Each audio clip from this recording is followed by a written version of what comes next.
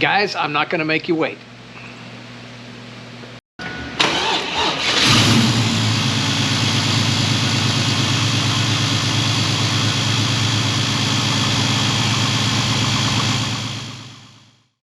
That's kind of the theme of this week's video, and it would just be cruel to make you wait until the very end to see the first start. So, hello everyone, welcome back to Maverick Mods. Been working on the Firebird, trying to get it ready for the first start. Again, well, there's probably still 1,000 things to do, but there's not 1,000 things to do anymore because I'm checking off everything I can as quickly as I can. Every time I do something, something else comes up. So there probably is still 1,000 things to do. Watch me go through as many of them as I can. Grab your popcorn, let's get started.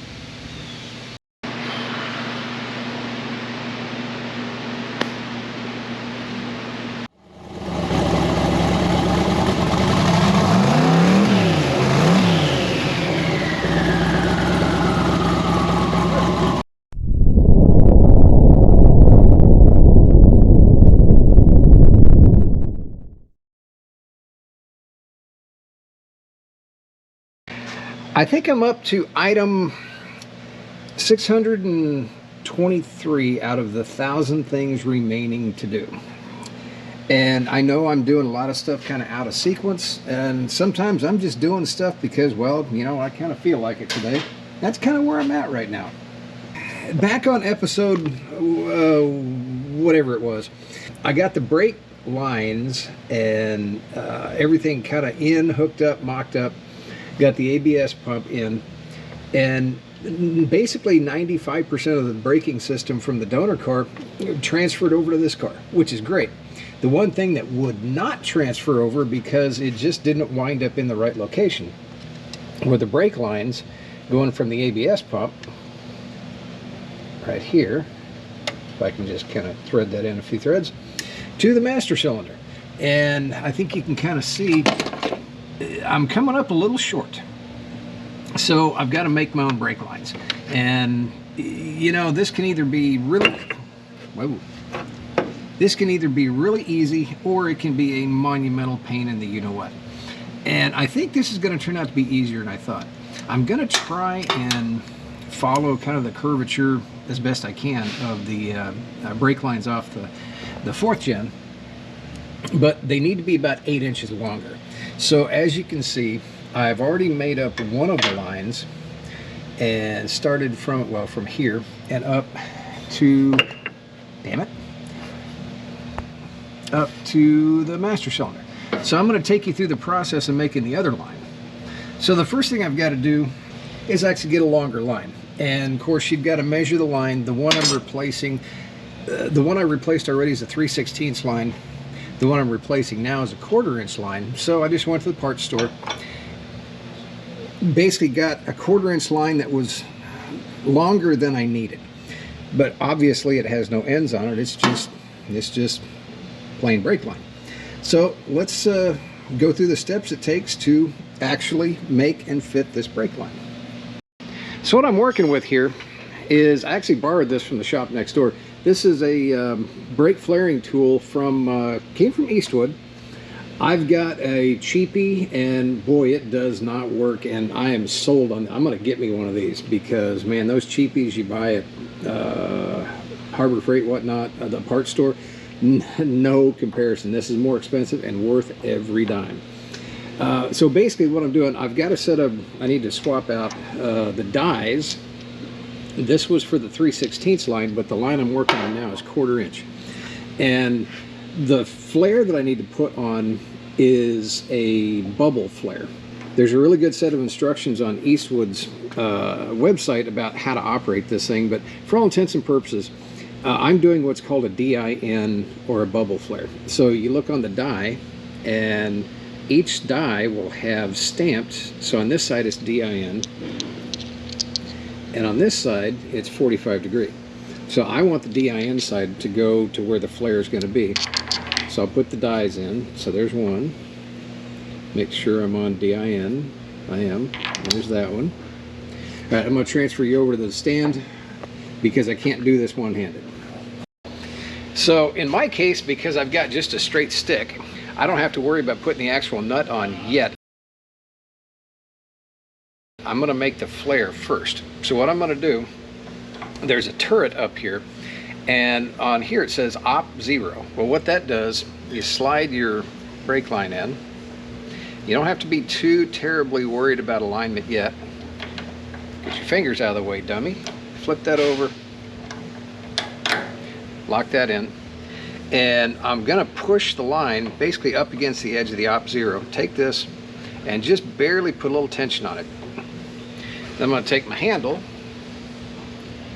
move it until it stops, and then tighten the brake line in the dies. And what that does is that sets the proper depth for the flare. So now on the turret here, I'm going with what they label as op 1, and in my case, 1/4 inch op 1. Then all I have to do, this actually does take a little bit of muscle. What I've got to do is just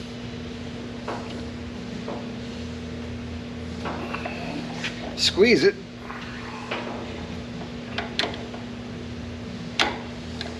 Pop everything loose, pop it out of the dies, and you've got a bubble flare. Easy as that. That is so much easier than trying those little cheapy crank it down with a ratchet style setups. I'm sold on these. All right, let's take this over the car and work on step 2. All right, step 2. Now, I already removed the nuts from the old brake line because I am going to reuse those. So I'm going to take and just slide this one. I'm going to slide this one. All right, that didn't work. Stand by. All right, so what the heck? What just went wrong? Turns out, it took me a minute or so to sort this out. I thought that the original line that came on the second brake line was 1/4 inch. It's actually not. Now, if I go on the inches side and measure it, it comes up to 0.23, 0.24, 0.24, which, you know, seems like it's pretty close. Go and hit millimeters, turns out it's 6 millimeters. 1/4 inch line is 6.4 millimeters, which is why my brake nut would not fit over the 1/4 inch line, because it's sized obviously for 6 millimeter. So, solutions, okay? The brake line obviously has got to be bubble flare on both sides, and it's got to use, these are 12 millimeter by 1 millimeter brake nuts. So I went and looked and tried to find different combinations. 6 millimeter line will not fit in the brake flaring tool because the dies won't clamp down to it, and I don't have a 6 millimeter die. So short-term solution, just finding and making a 6 millimeter line wasn't going to work. And obviously, so I tried finding a nut that was 12 millimeter by 1 by 1/4 inch so that it would slide over this. Again, no go on that. Finally, what I did find a, see, I needed 26 inches. I got a 30-inch stick that had, it was bubble flare on both sides and had 12 millimeter by 1 nuts. So let's take a look at how that worked out.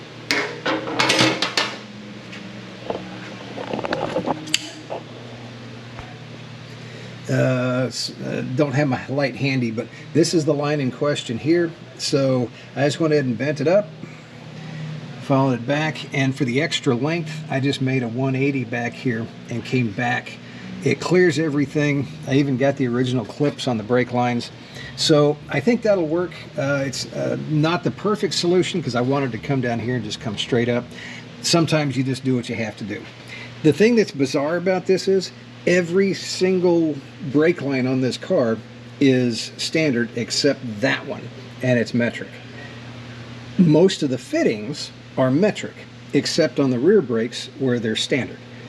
I have no words. Anyway, brake lines are all fabricated, made up, and another item checked off the list. I'll get to bleeding the brakes here probably sometime today. Well guys, I've been back and forth, back and forth, back and forth, up and down, taking care of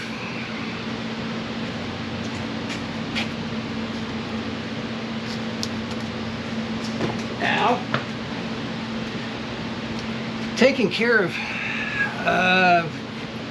parts of the 1,000 little things. It's time for fluids. And since I've got the car up, the rear end has already been filled, but it's time for transmission.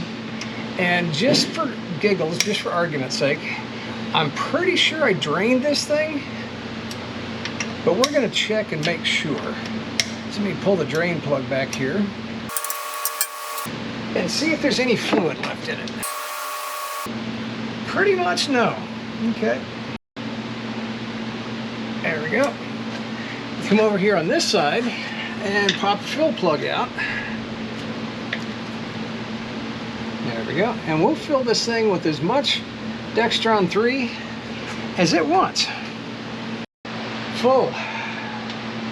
Drain plug going in. Did manage to cover myself in transmission fluid, which is pretty much par for the course. Clean up my mess. Tighten the drain plug. Okay.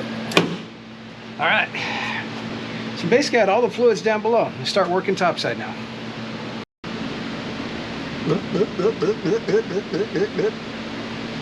Can't quite do the Spike Jones thing, but close enough.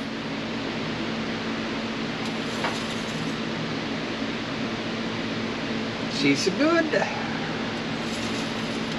I'm pretty sure I closed the drain on the bottom. Now this is pre-mix, and I may or may not have enough. It's not dribbling all over the ground, so I guess I did close the drain. Not last, and definitely not least, power steering fluid. Probably will be able to bleed the power steering because I've got it on the lift right now. Yeah, we'll start with that. So all I should have to do is basically run lock to lock a few times on the steering wheel, and that should distribute a good chunk of that fluid. All right, I'm at the full cold mark. I'll probably have to bleed that one more time, engine running, but at least that'll get me started and the pump won't run dry. Back in, I actually had to look this up, episode 60.5, when I first put the brake rotors on, I had not cleaned them up yet. For those on the internet with trust issues, back then I said I would turn them prior to the first start and the first drive of the car. Well, guess what? Brake rotors are turned, so that should alleviate any internet trust issues. This concludes, what would that be, item 557 out of 1,000 things remaining to do. So, chipping away at the list. Guys, one of the things I've wanted to do on this Firebird build is keep it as, well, frankly, there's very little factory about the 71 Firebird, but I wanted to use as many factory parts as possible because my theory is the more, race parts or, aftermarket parts you put on the car, eventually if it's a, you call it a consumable, call it a replaceable part, call it a maintenance item part, 10, 15 years down the road, it may become very difficult to find the exact replacement.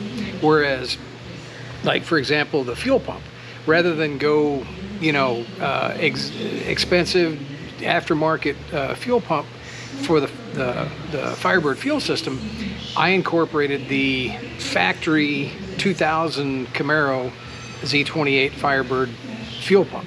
So if it ever needs to be replaced, you can go down to O'Reilly's, you can go down to you call Rock Auto. You can replace it without having to search through, some parts book to find the parts. I ran up against a kind of a brick wall when it came to actually plumbing the fuel system up.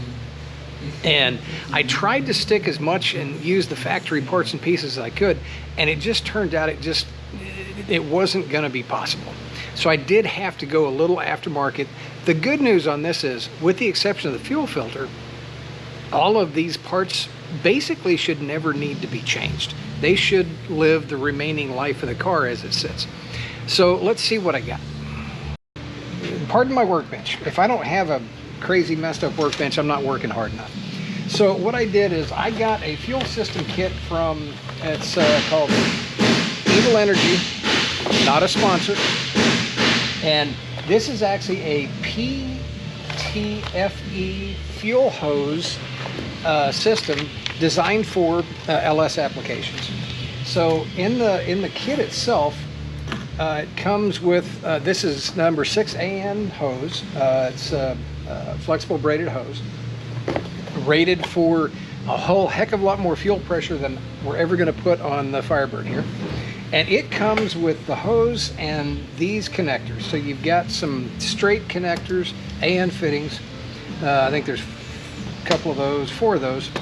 A couple of 45s, a couple of 90s, and a couple of 180s. That's what comes in that kit.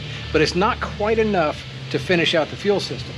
I need to be able to attach this to the existing fuel rail and fuel pump. So what I had to do there was I had to get these little fittings right here, which basically unscrew.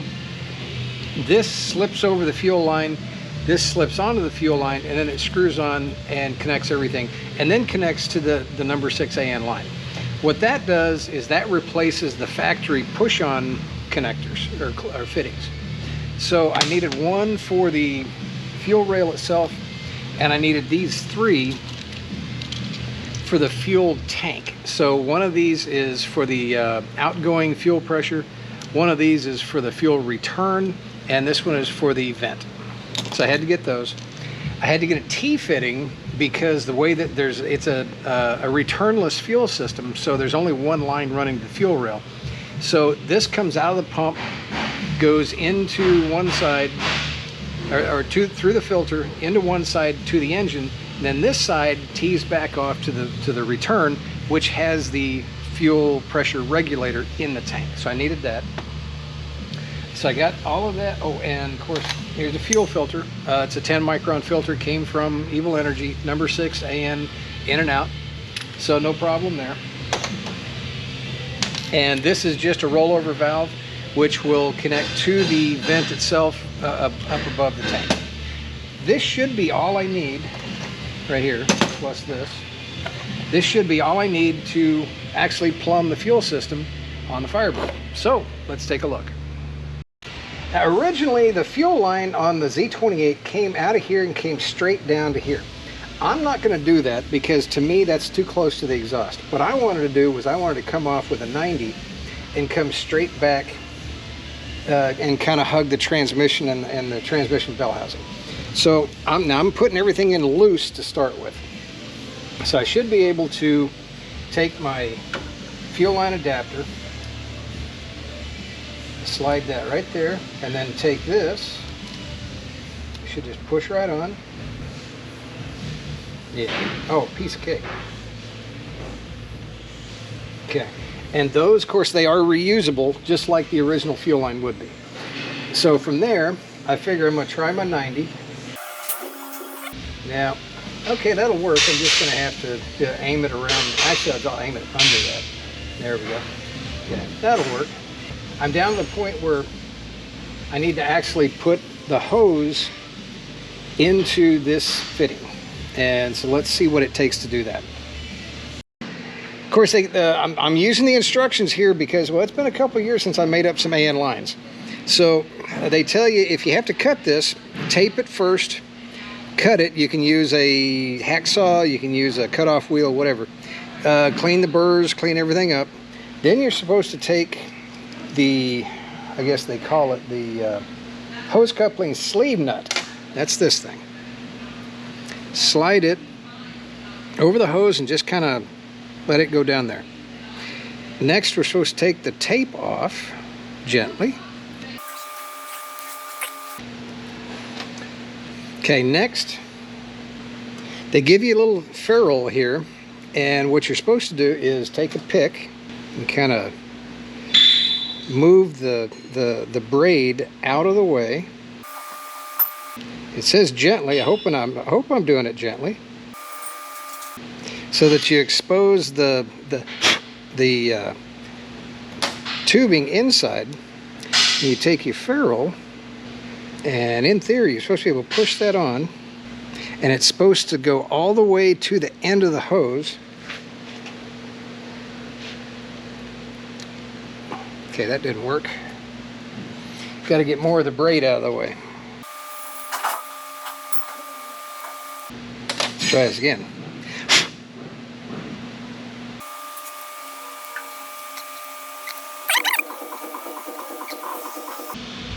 Okay, so you push it until you get the end of the tubing right at the end of the ferrule.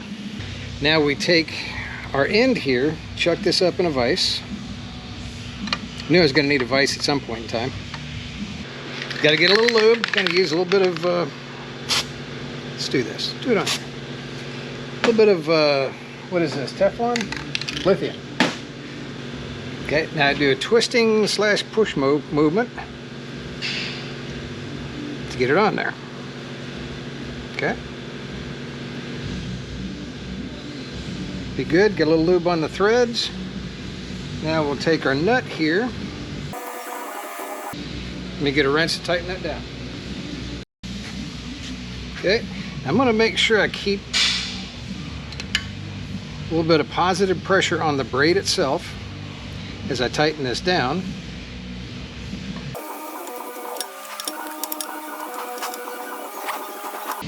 And there we go. Hose end made up. Now let's take this back on the car and we'll actually kind of run the hose where it needs to go so I can figure out where to cut it toward the back of the car. Now I got 20 feet of hose, probably more than I need, but I also have to plumb in the return system, the filter, and the vent. So hopefully it'll be enough. So, all right, there we go. I'm gonna run this under. And again, I'm not tightening anything yet, but at least that'll be in the place it needs to be. So let's go down below, start running a fuel line. So down here it's pretty basic. I already ran the steel line once, and I've already got clips and holders for the line. It's pretty much the same size line. The main thing, I had to run it over the clutch line because I've already got the clutch bled and set up, so I couldn't take that loose. No problem. So I'm going to go ahead and I've got to feed it kind of where I put the previous line. Just going to go over the cross member. And back here, right behind the cross member, the old line did actually kind of make a little bit of a jog out here, which it kind of needed to because there's just not a whole lot of room back here where the torque arm and the cross member meet. So I'm going to go ahead and replicate that. And so that's going to go there. This is going to go here. I'm going to put a bend in it right there and then come back. And just keep running back to the back of the car. Let me go ahead and get that done, and let's meet again at the back of the car. I started running the fuel line. I know you can't see it because it's black and everything's black under there, but I got the fuel line kind of placed back here, and I started trying to figure out, now back here, of course, the pump itself is going to sit right here, up in the recess. And I got to thinking, all right, I've got to figure out where to put the fuel filter and the Y that Y's off back to the fuel return and the fuel pressure regulator. So I thought originally I'd put the fuel filter here, but it kind of makes it, you know, there's not a whole lot of room back here when I start plumbing all of this. Then I got to thinking, there's absolutely no reason that the filter needs to be back here. And there's probably a better place to put it. So originally I looked under the firewall to see if there's any place there. And then it dawned on me where my line needs to go around this cross member. This right here is essentially a perfect place to put that filter. So I'm going to mount, and all I've got to do is just do a 90 degree off of here, and I can do a 45 off of there and get my angles right. And it takes this bend out of the line as well. So I'm going to mount the fuel filter here. So now I've got to pull the line back out and size it so that I can cut it and put an end on here. I've got all the fuel lines made up, and I'm just about to permanently secure the various segments of it. I just temporarily mounted the fuel filter with a couple of self-tappers here. I'm going to go ahead and pull those out, make this a little bit more permanent. If I can get that out. Let go. There we go. All right.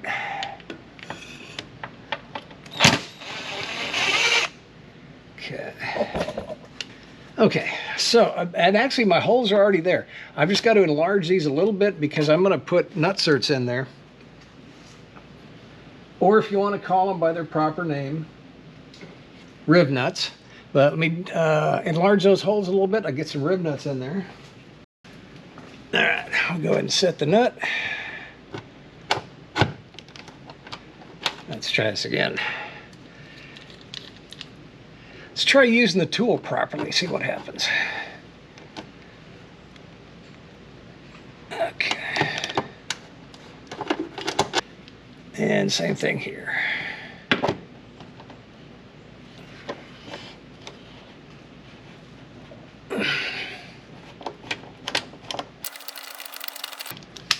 Oh. I'm going to pretend I didn't see that.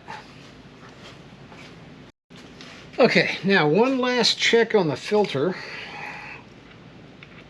It's actually got an arrow for proper direction, but it's also got a tightening screw here. So I want the filter to go that way, but I also want the screw to be accessible out this way. So I'm just going to switch that bracket around, like so. There we go.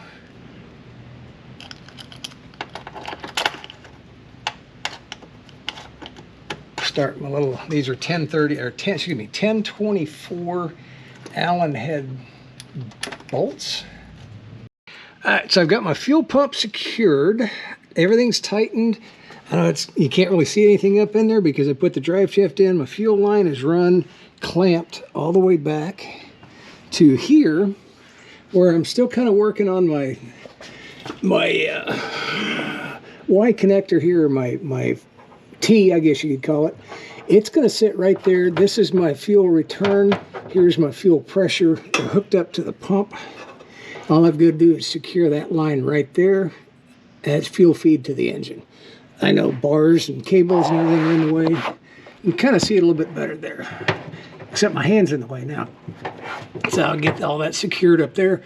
So the last thing I need to do, tighten the fittings at the fuel rail, at the fuel pump itself. And for the life of me, I can't think of any reason that the fuel tank can't be secured permanently. So I think I'll do that, and we'll go and look at the rest of the fuel system from there. The procrastination is, well, it's over. I can't put this off any longer. Not that I've been putting it off, but I can't think of any reason to continue putting it off.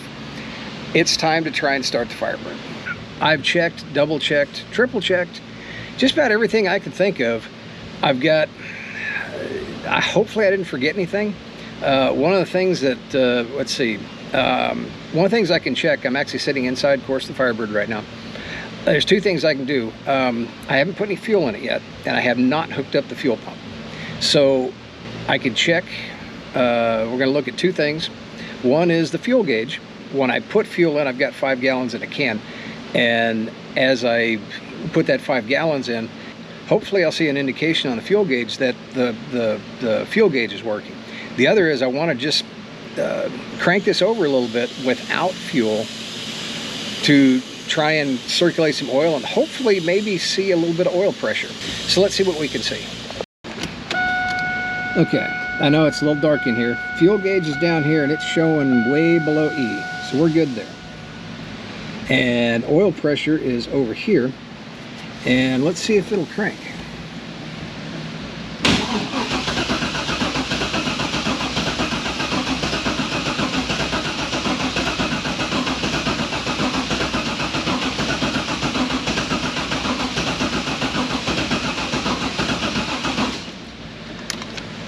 Well, it does crank.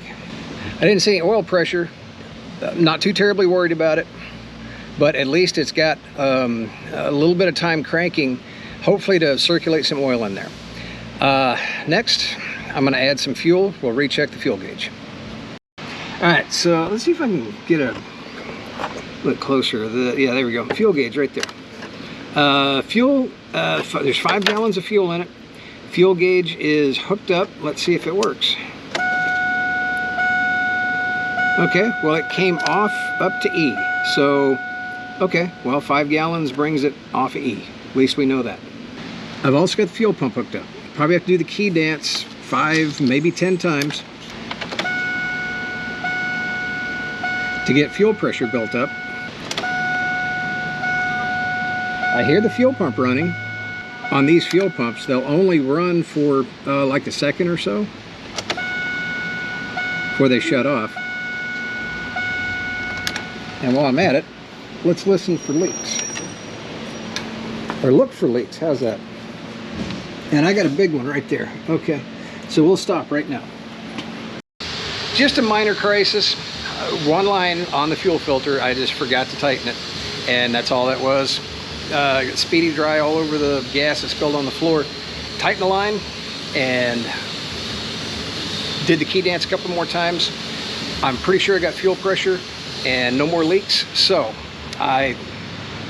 no excuse. I'm gonna hop in the car. I'm gonna leave you guys watching out front.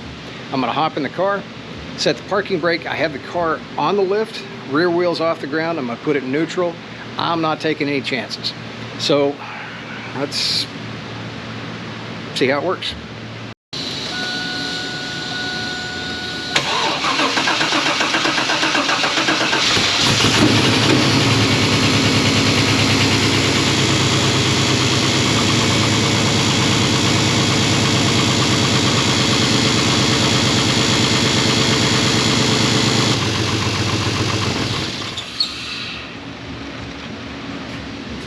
Got an exhaust leak. I know just what it is. Let me fix that and we'll try again. My exhaust leak is fixed. When I started it before, I had oil pressure, so that's good. Repeat, let's see if we can repeat the results. Maybe it'll sound a little bit better this time. Again, I'll be inside. You guys watch from outside.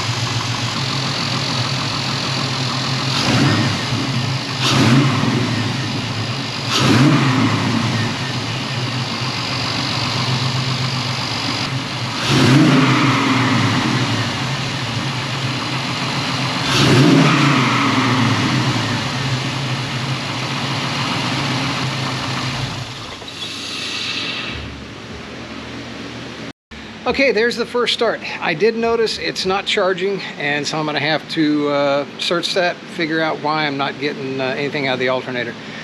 Other than that, I consider that to be a successful first start, restart, I mean, successful first start. That's going to do it for this week, guys. Big milestone. Charging system, it's kind of amazing. The alternator works when you remember that you forgot to actually hook it up. So, charging system, everything's good. Cooling system's topped off. Fluids are good. Sounds amazing. So, next up, finishing bodywork. I've still got a lot of panel alignment, getting that final last thing right where I want it to be. Beyond that, still got some interior work to do, get the glass in it, and then I can really start on bodywork. So, certainly appreciate everybody watching. Thanks you guys for tuning in every week. Please like, share, subscribe, notify. It seems like there should be something else, but that's it. You guys know the drill. We'll see y'all next week. Everybody, have a great day.